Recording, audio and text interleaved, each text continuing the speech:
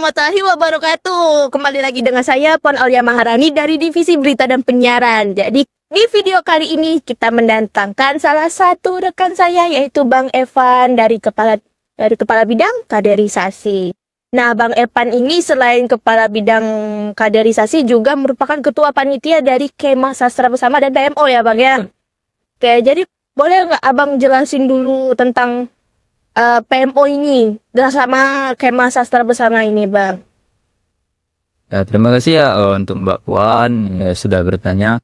Jadi sedikit penjelasan untuk PMO itu namanya itu kan pelatihan manajemen organisasi. Jadi kan kalau di bidang kaderisasi itu sendiri ada 3 rangkaian pengkaderan. Yang pertama itu orientasi kehidupan kampus atau orkes. Kemudian setelah mahasiswa baru itu mengenal kehidupan kampus, mereka lanjut untuk mengenal kehidupan dalam organisasi, yang itu akan dilatih dalam PMO. Nanti ada materi-materi yang akan disampaikan mungkin dari senior atau dari alumni dan juga dari dosen-dosen. Kemudian kalau untuk Kemah Sastra Bersama, setelah mereka mendapatkan ilmu yang diberikan di pelatihan PMO, itu mereka terapkan di kegiatan Kemah Bersama. Di situ mereka menciptakan kebersamaan antar angkatan, antar sesama temannya, dan juga bagaimana cara menjadi sebuah keluarga. Dalam tanda kutip di sini keluarga dalam tidur di himpunan Hima Bahra, terkhususnya keluarga mereka sendiri yaitu angkatan yang terbaru. Itu untuk PMO dan juga KS. Kalau jadi pokoknya tujuannya untuk mereka ini merasakan rasa kekeluargaan ya, walaupun mereka baru pertama kali kenal ya Bang ya. Kayak untuk Abang nih sebagai ketua panitia PMO dan Kemah, pastinya ada tantangan ya Bang ya. Nah, mungkin setelah saya dengar dari panitia-panitia sebelumnya itu selalu komunikasi nih. Nah, di PMO dan Kemah ini tantangan apa yang paling besar menurut Abang dalam Abang sebagai ketua panitianya? Mungkin untuk tantangan yang terbesar di kegiatan PMO dan juga DSB, mungkin tidak bisa dipungkiri juga yang namanya komunikasi.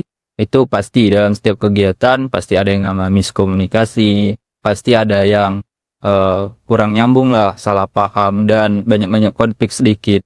Tapi permasalahan ataupun tantangan yang lebih sulit itu adalah kurangnya peka terhadap situasi. Jadi apa-apa itu harus mengandalkan orang-orang tertentu saja, padahal mereka itu bisa melakukannya sendiri. Dan juga kurangnya peka terhadap lingkungan, terhadap adik-adiknya yang menjadi peserta, itu yang menjadi tantangan. Jadi sebagai seorang ketua panitia itu mengkoordinir anggotanya itu ya adalah tantangan terbesar yang bisa dikatakan melebihi dari komunikasi tadi. Tantangan sebenarnya kepekaan diri sendiri ya Bang. Nah, jadi di dalam PMO sendiri itu ya Bang, kan kata Abang tadi ada pematerinya itu dari alumni, dari para dosen juga, atau mungkin ada dari orang luar Bang untuk mengisi pematerinya. Dan itu juga berapa pemateri yang ditampilkan dalam PMO ini? Oke, kalau untuk tahun ini PMO itu dihadirkan 4 materi. Biasanya kan kalau di tahun kemarin itu ada 4 juga, tapi ini materinya sedikit berbeda. Yang pertama itu tentang kepemimpinan.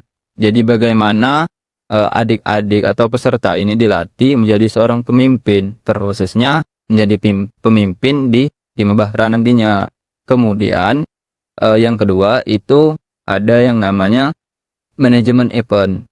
Jadi setelah adik-adik ini tadi selesai mengikuti pengkaderan, mereka bergabung ke dalam Hima Bahra. Mereka tentunya akan menggantikan posisi kami sebagai panitia dan melanjutkan. Nah, jadi mereka diberikan pelatihan terlebih dahulu bagaimana caranya manajemen event. Dan sebuah event itu bagaimana mengatur rancangan keuangan, mengelola panitianya, itu yang harus mereka lakukan. Kemudian ada yang namanya keorganisasian. Jadi materi keorganisasian itu diberikan ke adik-adik atau peserta tentang Hima Bahra. Hima Bahtera secara lebih mendalam. Jikalau di orkes kemarin mereka diberikan sedikit saja atau dasar-dasarnya, untuk di PMO ini mereka diberikan secara lebih mendalam. Jadi mereka itu lebih mengenal Hima Bahtera itu seperti apa. Dan yang terakhir itu ada pelatihan Kanpa. Nah, jadi pelatihan Kanpa ini bisa dikatakan baru di PMO. Namun dampaknya juga bisa berdampak baik lah untuk adik-adik nantinya. Yang dimana kita di Hima Bahtera itu ada namanya informasi dan juga publikasi. Nah, jadi mereka nanti bisa untuk membantu di bidang tersebut. Semuanya harus menyangkut ya Bang ya. Dan nih selesai acara PMO lanjut ke acara Kemah Sastra bersama ya Bang ya. Untuk acara Kemah Sastra bersama ini apa sih Bang yang menjadi kelebihan dari acara Kemah ini? Oke, kelebihan ya. Kalau dikatakan kelebihan, sebenarnya kalau untuk konsep di tahun ini bisa dikatakan konsep baru lah yang dihadirkan baik dari bidang kaderisasi maupun dari teman-teman di Hima Bahtera. Kalau di tahun lalu itu konsepnya itu adalah hasil evaluasi. Kemudian di tahun ini kita tingkatkan lagi bagaimana Kemah Sastra bersama ini benar-benar bisa berdampak manfaat dan juga mendapat ilmu untuk adik-adik. Jadi kita itu mengajarkan ilmu pada adik-adik tentang kebersamaan, solidaritas, tanggung jawab, manajemen waktu, dan lain sebagainya.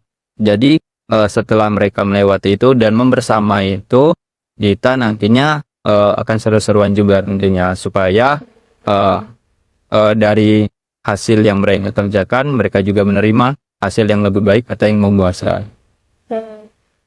Jadi kayak pokoknya Kemah ini mengajak mereka untuk terjun ke dunia masyarakat ya Bang ya.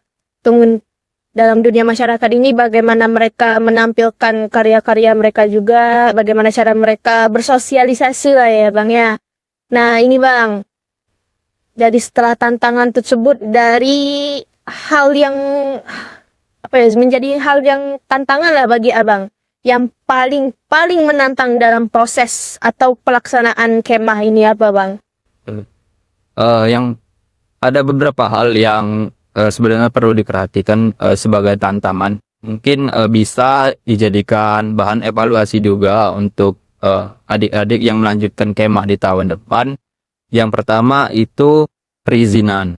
Jadi tantangan terbesar dalam mengikuti atau melaksanakan kegiatan kemah ini itu adalah perizinan. Mengapa seperti itu? Karena kita ini kan membawa adik-adik ini kan berkemah, tentunya di luar ruangan itu. Jadi banyak hal-hal nanti yang takut tidak bisa kita tangani kan. Jadi kita butuh perizinan yang lebih tinggi lah. Kalau di tahun ini kemarin hampir sama, kita harus minta izin juga ke desa, ke polisi juga harus untuk karena kita keramaian, jadi kepolisian itu harus mendapatkan izin. Dan tentunya kalau dari birokrasi itu dari wakil dekan itu harus kita dapat ya. Kemudian tantangan yang selanjutnya itu di persiapan. Ya, di persiapan itu banyak sekali tantangan. Yang pertama kita di transportasi misalnya kan.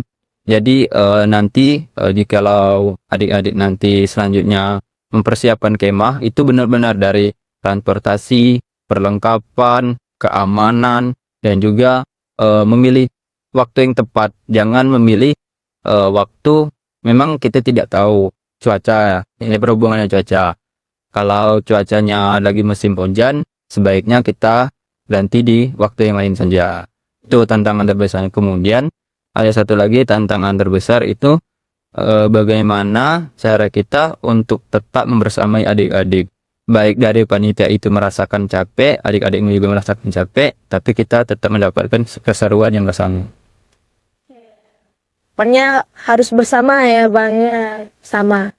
Nah, jadi Abang kan sebagai ketua panitia ini pasti tanya lelah juga ya Bang ya sebagai ketua panitia, walaupun katanya cuma suruh-suruh aja ya. Tapi nyatanya nggak gitu ya Bang ya.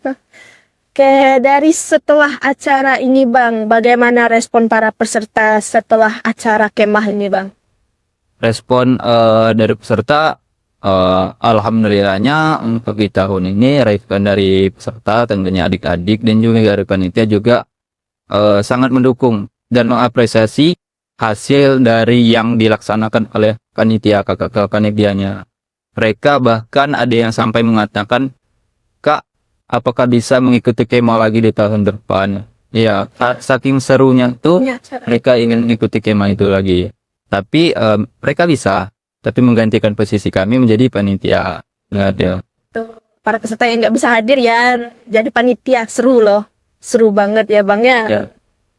Oke, terakhir nih Bang, pesan-pesan Abang, apa harapan Abang kepada mahasiswa baru yang sebagai calon anggota Hima mungkin Bang? Apa, Bang? Oke, pesan ya untuk anggota baru ya. Yang pertama, terima kasih untuk adik-adik yang sudah menyelesaikan pengkaderan dari awal pertemuan kita sampai akhir kemarin di kemah kita bertemu dan melaksanakan kegiatan dalam pengkaderan. Itu saya ucapkan terima kasih. Kemudian untuk adik-adik yang belum menyelesaikan, bukan berarti kalian bukan bagian dari Hima Bahtera. Hima Bahtera itu adalah rumah tetap untuk kalian. Jadi jangan sampai ada kesenjangan bahwasanya ke teman-teman yang mengikuti pengkaderan dan yang tidak mengikuti pengkaderan itu bukan bagian Hima Bahtera. Bukan seperti itu.